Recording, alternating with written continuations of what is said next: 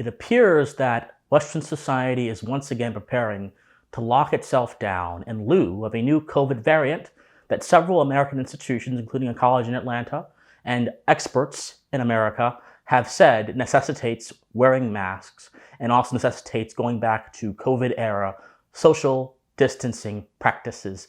And of course, we understand that if they are saying that we need to go back to those kind of practices, it's only a short time before they suggest lockdowns or some kind of isolation as well.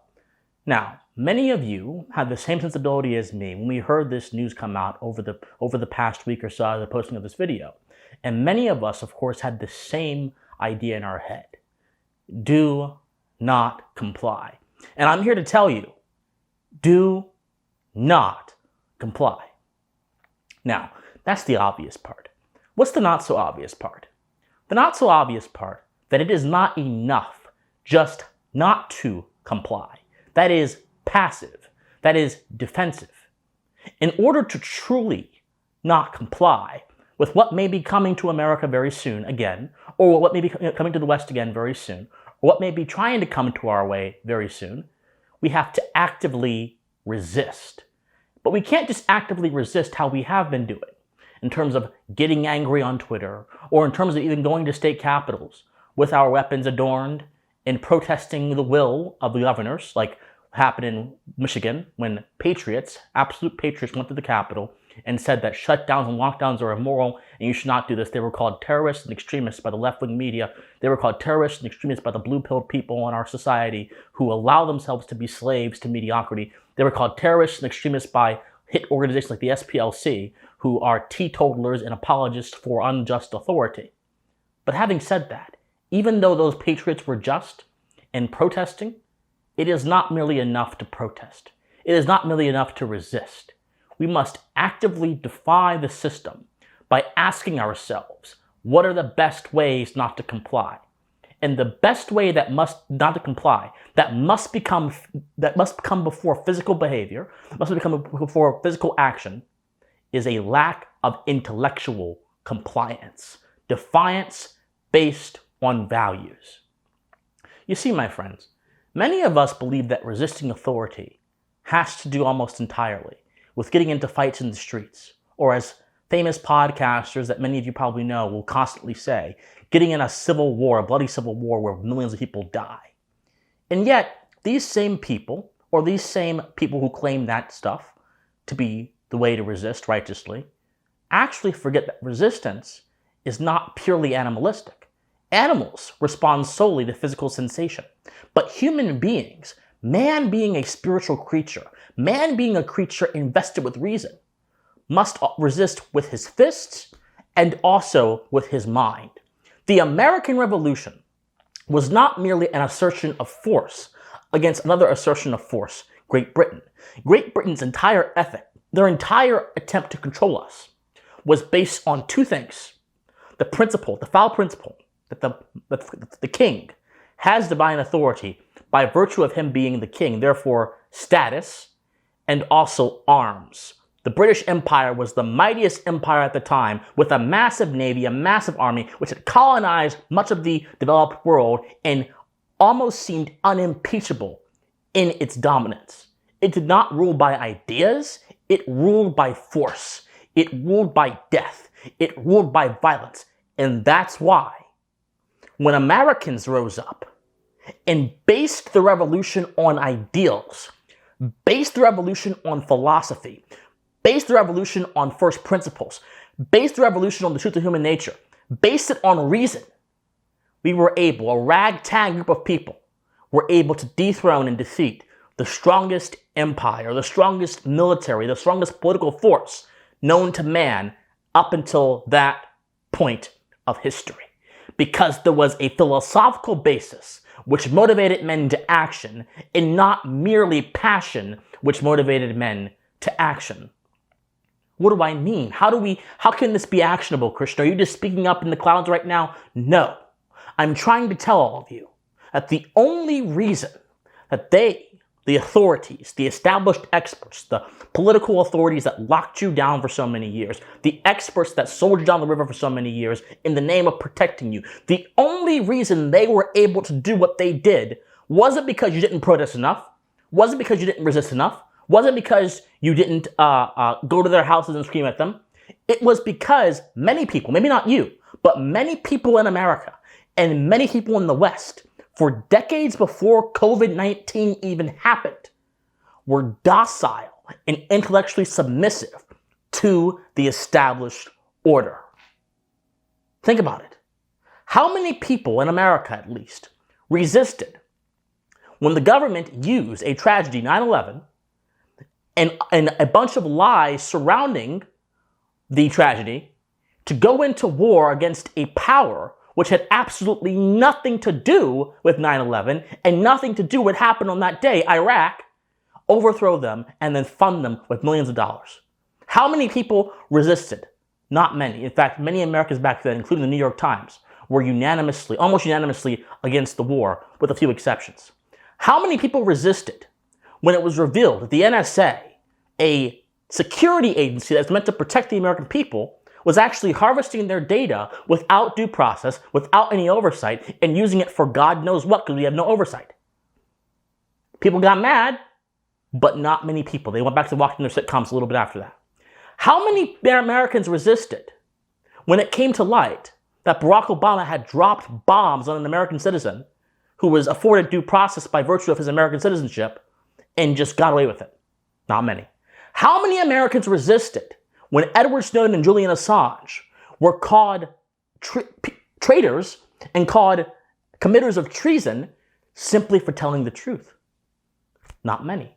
How many Americans resisted when the United States government funded rebels all around the world in different countries to overthrow governments they didn't like throughout the 80s and 70s in Latin America and in the Middle East and everywhere? Not many. How many Americans resisted when the FBI in the 70s undertook a program called COINTELPRO, where they did psychological warfare campaigns against people they didn't like, peaceful Americans? They arrested them, they killed some of them, they encouraged others like MLK to kill himself in order to fit their idea of what America should be.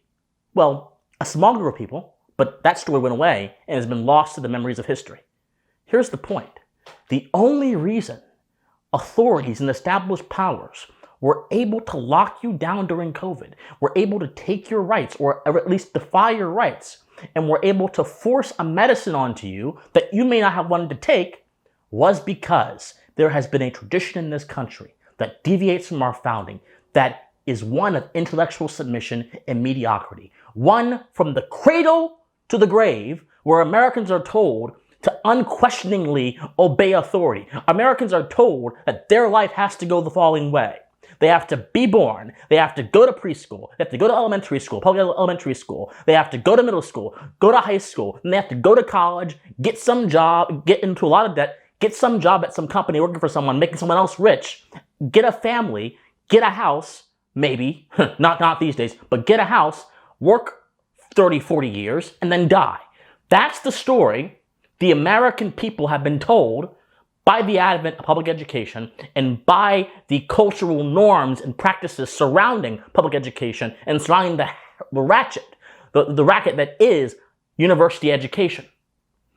Many Americans have been told unquestioningly that the government is there to protect them, and they have given legitimacy to institutions like the NHS or institutions like the CDC because they are official government institutions. Many Americans have outsourced their thinking to corporate media like CBS, ABC, NBC, all of which, by the way, back during the Cold War era, supported unquestionably the Vietnam War, a war which America had absolutely nothing, no interest in being in, beyond the desires and fantasies, the murderous fantasies of internationalist globalists who try to take America away from its national self-interest. Many Americans for years have been outsourcing their thinking and sacrificing their intellectual integrity to people, to the expert class, to the intelligentsia, because that is what has been expected. How can you not comply? How can you resist when your mind is still bound by the chains of the established order which wishes to keep you in a particular state of mind? You can't.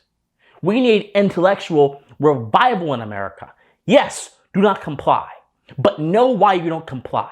Be able to justify why you don't comply. And then, as you resist and as you refuse to comply and as you defy, you need to replace what the established order is pushing upon you with a strong sense of moral principles, a strong sense of philosophy, a strong worldview, a strong set of values that will, once that established order has failed in its tyrannical machinations, its plans, will be able to replace that and prevent that in the future.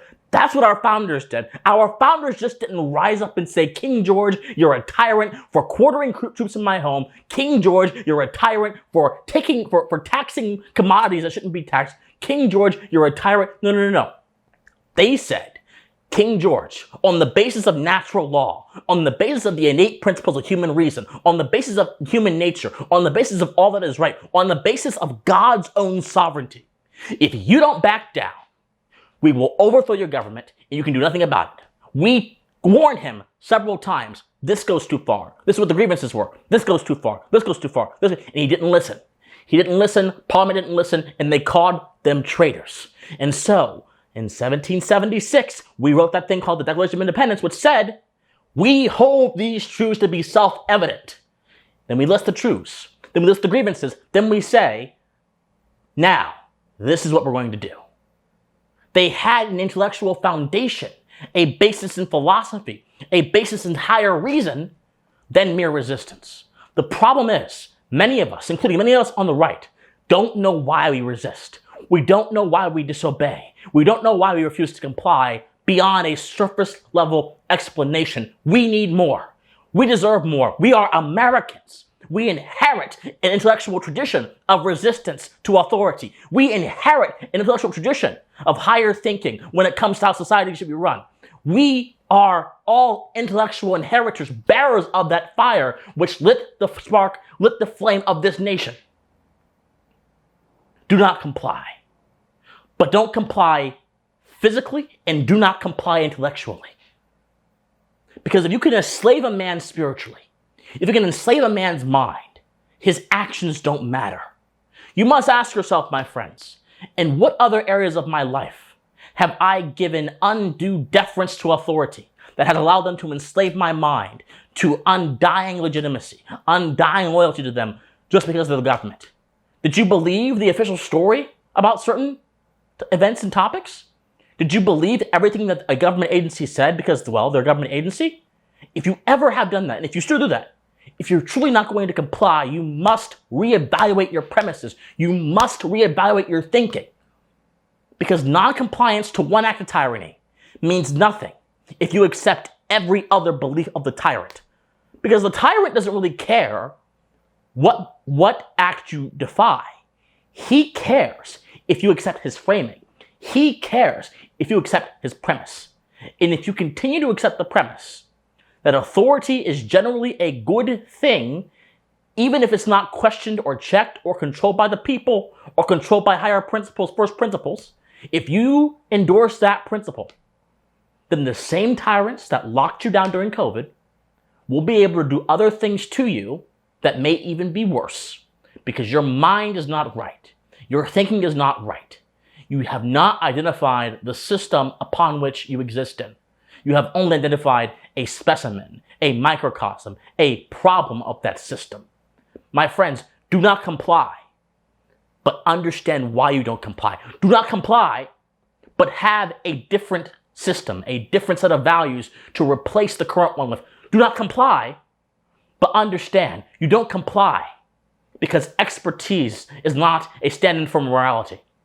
All men are moral agents, even if we don't act like it. And all men have the ability, have consciousness within themselves. All men have conscience. And conscience is the first step to moral thinking. Conscience is the beginning of moral thinking. And adherence to higher duties is the end of moral thinking. And nowhere between conscience and duty is there an expert. There is only you, there's only your God, there's only your reason, and there's only your own moral conviction. Do not comply by being defiant towards how you have been told to think, live, and act for the past 50, 60, 70, 80 years. Do not comply, but make it worth it. Do not comply, but make it mean something. Do not comply. But make sure that when you do that, you're setting posterity up for success and not merely satisfying an animalistic urge within yourself to resist something that you don't like. Don't comply. But also understand that when they come to you and say, we want a pandemic amnesty where everything that happened is just forgiven, understand that forgiveness is the key to growth in many cases, but forgiveness is not absolution. Forgiveness is not absolution for evil. And that all evil must face the principle of justice. Do not comply. Do not comply. Do not comply. My friends, I hope you enjoyed this message so much. If you want to support my message, support my channel, like this video, comment on this video, share this video, subscribe to my channel, please. I need your help. If you want to support me financially, be sure to donate on my PayPal, my Patreon, my locals, which I really want to build up, christianwatson.locals.com. Also, join my Discord, which is in the comment section down below. I love you guys so much, and please stay pensive. Bye, everyone.